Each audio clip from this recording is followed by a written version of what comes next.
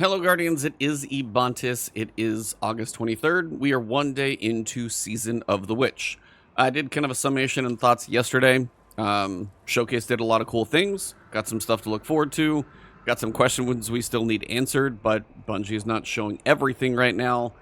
There's got to be some things in flux, and again, they are mainly focused on the final shape, which that campaign seems like it's going to be kind of awesome, so looking forward to that, but we are still playing Season of the Witch right now. My goal is to kind of explain how it works. Now, first thing, activities. You've got two of them. So you're in the southern part of the helm. So down here, kind of Crow's going to be parked right over there. And you've got a couple that you can just launch straight in. And when you start and do the season, you're going to have a mission that you need to do called Invoke. Now, my recommendation is make sure you've got space. If you saved bounties or anything like that, make sure you have this quest, the Bladed Path, before you go actually do the mission called Invoke. You're going to do the opening mission, and it's kind of how everything gets initialized. You're going to see some stuff with Eris. Pretty cool stuff. I don't want to spoil it. So she's got some fun stuff going on. Now, the mission Invoke, you want to make sure that there's like a bug just to be safe. Make sure you have the Bladed Path, the seasonal quest line, before you complete the mission Invoke. Could have some issues otherwise, but they're working on fixing that. After that, you got a couple messages received, and this week is pretty small. Just kind of an intro to show what's going on. Now, once you do that mission, you'll kind of have seen a little bit of what is in offering, because you're going to start Savathun Spire as kind of a bit of a climb. You'll see that a little bit, and then you'll see Altars of Summoning a little bit as well with your tithing and kind of doing what you got to do. Those are the main two activities. You get a bit of a tease in the opening story. Savathun Spire is probably the more casual of the two activities. You've got a set power level, hero modifiers, power level 5 over. It's pretty straightforward, doesn't feel too bad. Pay attention to the surges and you'll probably be pretty powerful. Solar and Strand is this week. You've got a solar threat coming in, so throw a little damage resistance on there. Should be doing okay. It's 1760, but again, it's just set power. It's not really that big of a deal. Savathun Spire, I'll throw some gameplay for you guys to see on screen. You're going to launch in, do an opening encounter. That one's going to be kind of in similar looking arena to the Light Blade strike, but not quite. And you'll have different objectives. If it's solar crystals, you might have to carry the solar crystals. Word to the wise, if you have the grapple on, you can carry those much faster and just fly through the air. If it's art crystals, you may have to punch the charged art crystal that's like, crackling and glowing. And then it's going to give you different crystals around the room that you need to go punch to like disperse the charge. If it's void crystals, you're going to need to actually go into the shielded area, punch the void crystal in there, or shoot it once you're inside the shield. Kind of the way Leviathan Scions would work, similar idea. And sometimes there's just certain enemies that you're going to need to kill with involved in that. Then you're going to traverse up. Maybe a secret in there, hint, hint, but I'll do a video about that later. You're going to do your second encounter. That one's pretty straightforward. Again, a similar situation, bigger arena this time. You're going to have Lucent Hive in there. You're going to have a couple platforms to stand on. Maybe some crystals again. Maybe some crystals you got to punch, move, whatever it may be. Just kind of pay attention to what the screen is telling you, what the targets are. And then if there's a platform that is glowing or has a target on it, you likely need to stand in that platform, charge it up to kind of move on to the next section. That one, the middle encounter, typically will have this big charge in the middle of arc or solar. So your goal is to make sure as that thing is charging up to either take out the enemy or stand on the platform to defuse it and do what you got to do. Another traversal section, another little secret in there. Again, stay tuned for that video. It will be coming later. And then when you get up to the top, you're going to kind of have a rally flag. Everybody get loaded up with ammo and go to your boss fights. I've seen 2 boss fights so far. Nothing crazy. One is Scorn. You've got some kind of, that's probably the wrong word, I was going to say, like projections, basically. They're fake Scorn bosses. Take those out, so focus on the main one. Take it out, and then if you get to a point where you need to actually drop a shield, it's likely standing on a platform, similar situation. Knock that one out, you'll get your loot, and you'll be good to go. So the next thing we've got is Altars of Summoning. So when you land into Altars of Summoning, there's going to be a ring of like runes, and you can pick any of those to really start the encounter. But if you pick the ones that are different than all the rest, you can actually get some orbs to spawn to get a little kind of kickoff. It's not really a rally flag, kind of wish there was, so If at some point I figure out a good way to start with more ammo besides, like, you know, hitting up something else, it, you know, would be beneficial. But once you get things started, it'll give you kind of one of the 3 nodes to go to, and it's just basically 3 different directions. Basically, they're different combat arenas, but they're all kind of connected by that little central hub, and you can use your Sparrow to get between them, so if you want to save a little time, you can do that. And what's going to happen is you're going to get the choice of 1 sword, 2 sword, or 3 sword, for now, altars that you can actually use your gifts on, or your offerings. And without giving too much away in the story of why you're kind of tithing offerings to Eris, you'll kind of get to that when you see the opening of the story. Depending on the level of the offering you give, that's the level of the activity. Now, tier 1, pretty easy to walk through, but the progress that you will get, you know, on the left-hand side for kind of your progress bar of the actual activity that you're doing will be less for a tier 1. If you do a tier 2 or a tier 3, you'll get more progress, but those are more difficult. Tier 3 stuff hurts. You need to be in there with some people that hopefully know what they're doing. Even if you got like 5 Shriekers that spawn in, hide behind cover, use something with range. I was using Arbalest to take those out. And then just be aware, you're going to have some elites. You need to make sure and match like shield types to be effective. Very, you know, important weapon use. Trying to really lean into it in tier 3. Tier 1, you can probably do with your eyes closed. So it's going to take you longer to do it on tier 1, but you can get it done. If you do fail an encounter, you just don't get that much progress, if any, on your little bar, depending on how much you've done, and then you'll restart another one. So it's not the end of the world if you don't, but if you want to be efficient, it's all about trying to, you know, bring your best loadout in there and try and, you know, take stuff out quickly while staying alive, because dying, of course, unless you're just like really good at sticking together and reviving each other, does take a little while to kind of get back into the fight. So I've run out of time on tier 3. Tier 1's been easy. Tier 2's a good middle ground for now. And they're going to have similar things going on. You're going to have void crystals that you got to go inside the shield to be able to do damage to them. You're going to have arc crystals where you need to punch the arc crystal to get kind of like arc buffed, and then go punch the other arc crystals to kind of line up what's going on. You're going to have different enemies you need to take out to be able to drop a boss's shield. All those types of things will be going on. So hopefully you guys have seen some of that from the gameplay. And then when you finally fill the progress bar, Eris will come show up. You'll, you know, have done enough to tithe an offering, and you're good to go. So it's pretty straightforward in there, but the nice thing is you can just walk back to the center, start the ritual again, and then go. You don't have to leave. So if you find people that you're, you know, kind of actually in there with and you guys are working together, then stay in there. You can sit there, just go over and over, because the currency that you get, which I can probably show you now, is pretty simple. It's feeble offerings for tier 1, robust offerings for tier 2, and powerful offerings for tier 3.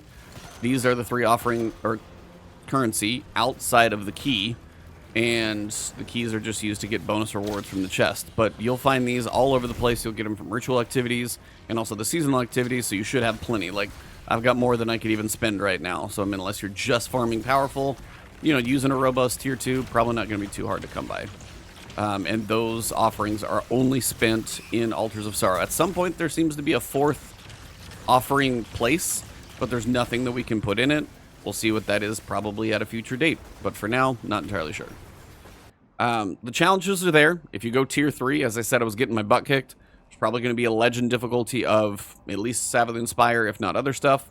So they're cool activities. I like them. Kind of moving around, different objectives. There's usually something to do and plenty of enemies to kill. So it doesn't seem like it's going to be a boring activity. It's not going to be like Salvage. That was just way too wide and spread. These are a bit denser and packed full of a lot of stuff to kill that wants to kill you. And also, you know, a couple little objectives as you go. Kind of cool with both of them. So that is your activities. Now, the other piece is down here as you go through the portal, which is over here. Once you're going to do the opening story stuff, you'll go in the helm, you'll go through the portal and activate it, and then we're here. Now, you'll interact with Eris here for certain things, but the main piece of what you're going to come here for is your NPC and then your deck. And it's actually a card building kind of thing, so you're going to have a deck that you work with. Now, at the ritual table, you've got your basics. You've got bounties, which you actually have to do certain things to unlock your bounties. I'll show you those in a second. Cards, you'll get those from a couple different things, and I'll put something on screen right now, or in a second, so I can show you guys a little bit more about cards. You've got your basic weapon focusing, your ways to get your deep sights occasionally per week. All that type of stuff is going to be through here. You guys know how a lot of this works. Again, if you've got engrams and you don't have deep sight, remember, it's 1 engram to get a seasoned weapon. And unless you just have a guaranteed deep sight, like it's worth me spending the 4 here, but I shouldn't spend another 4 on one that's not red border, because until you've unlocked most of these crafting patterns, just spend them here. Remember, much more efficient with your engrams. Make sure you do that. Armor's down here, but we'll see if the stats are worth it if we do a little focusing later on. That will come at a different time. The big piece, I mean, you have, remember, witch keys. So if you have keys on you, they're automatically going to be redeemed when you do Savathun Spire or Altars of Summoning, give you bonus rewards, and there's a bunch of stuff to that. The big thing is the cards. Now, this is the Lectern of Divination, if I'm saying that right. I think I am. And this is all related to this giant deck of cards. Now, I'm going to put a screenshot on screen that I took because you'll see it, but if you click through it, it doesn't really have a great pop-up for it later. So the Lectern of Divination will collect cards from the deck of Whispers, a powerful form of high magic. You've got major Arcana cards.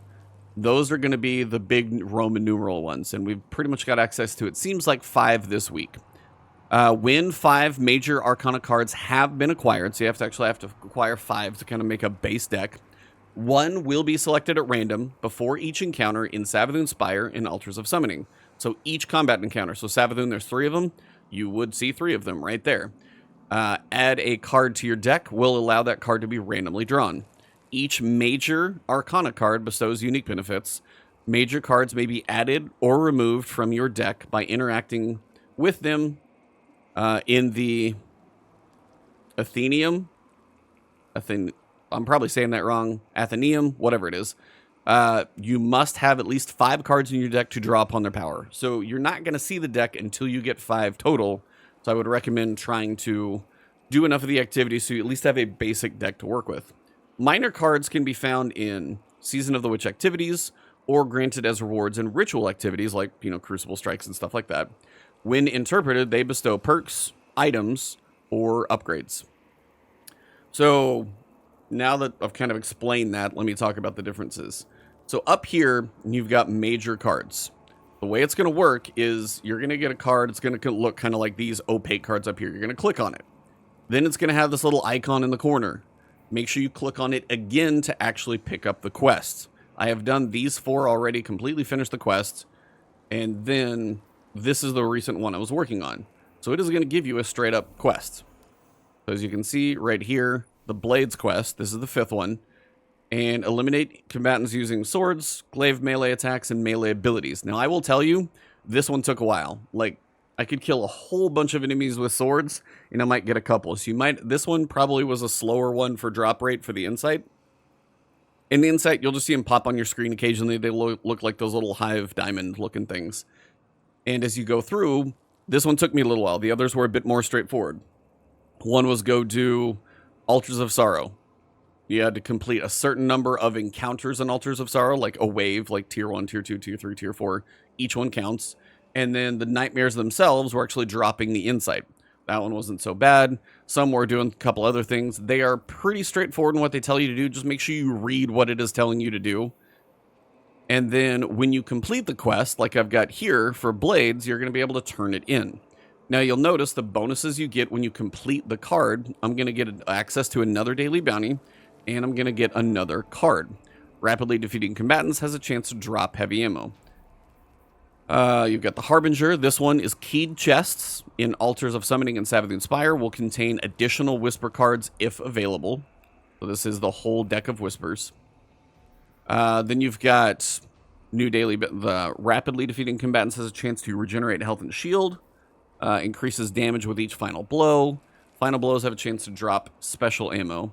And then this one, Blades, rapidly defeating combatants has a chance to drop heavy ammo. So what I'm going to do is I'm going to interact with this again. So this would be once you've picked up a quest, gone to do the objective, completely finished it, come back here, and this is Blades. This will be my 5th card. So now I've got a deck. And the cards over here, you can see them. And what you would do is you always need to have 5 active. You can come over here and add or remove card from the deck. So that one's not in my deck. But I have to have 5. So if that one's not on, I don't have a full deck. So you have to have 5. In future weeks or time when things start unlocking, there's other ones that you see that we're going to be able to get. You can find them in different areas. Like you'll see a couple of like an arc and a solar one I've seen while you go through the Spire. They're in there, but I can't interact them with because there's some attunement that I don't have. But you can basically see. So look at the top. You got special ammo. That one's going to be probably the shield. You've got a little bit of health recovery. And it kind of shows you. So what you're going to want to do, like you'll pay attention and see like what it is. And you can see what the benefits are.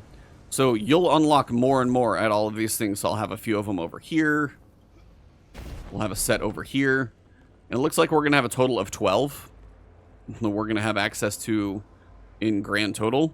So you'll be able to pick what 5 different cards you have. And then as you go through encounters, then you're going to have the benefits of getting, you know, some of those random benefits. So my advice is to go through and do whichever one you're more comfortable with. If you got a team, Savathun, Spire, knock that out over. It's pretty quick. Multiple encounters. Get your card at the end. Altars of Summoning. If you got a group with you and you guys can knock stuff out, you can just live in there and knock this one out pretty quickly. Try and get yourself the 5 cards. But you will also get minor cards, kind of like this one. So your Opaque card's going to look like this. Click on it once. And you can see this is literally just an enhancement prism that I can get, and then I acquired it. That's it. So you're going to go through and we're going to be getting all of these cards.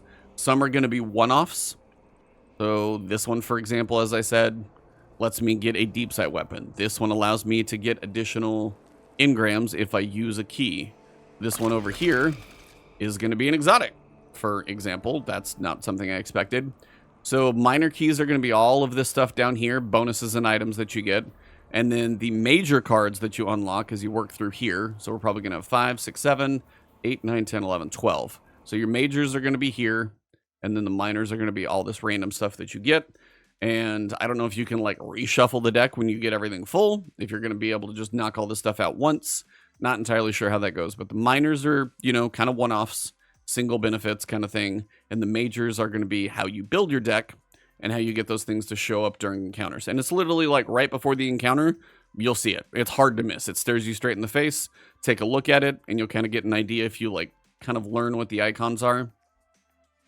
So, I mean, if you look over, this one is the special ammo one. That makes sense up top. This one is increased damage with each final blow. This one is a chance to regenerate health and shield, so that's the heal.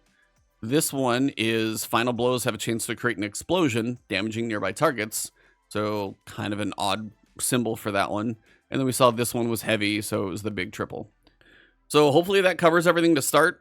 Once we get more information in the deck, by the way, if you're here, there is one card right in here. So if you're facing right this direction, turn to the left, and you're going to come over here behind this tree. And there's a card that you can pick up right here. I've already picked it up. And that's just going to be another card that you have access to. So don't forget to grab that one either. There are other cards that are hidden in different destinations. There's at least 2 I know in Savathun Spire, and there's more that we're going to find. So stay tuned for a lot of secrets. We've got a lot more to find. If you enjoyed the video, drop a like below. Leave a comment if you got questions. I'll try and answer them. If you guys see a question and you can answer it, by all means do that as well. But going to be playing a little Destiny. Still got my review that I'm working on in the background, and got other games coming out as well. But you guys know I'm still going to do a decent amount of Destiny coverage when, of course, it's required. But if I throw a little variety in there, hopefully you guys support that part of the journey too. Thank you guys very much. Hit the subscribe button if you're new. If you'd enjoyed it, hit that alert bell. Helps my videos make it to you. And I will see you in the next one. Probably more stuff all about Season of the Witch for a little while.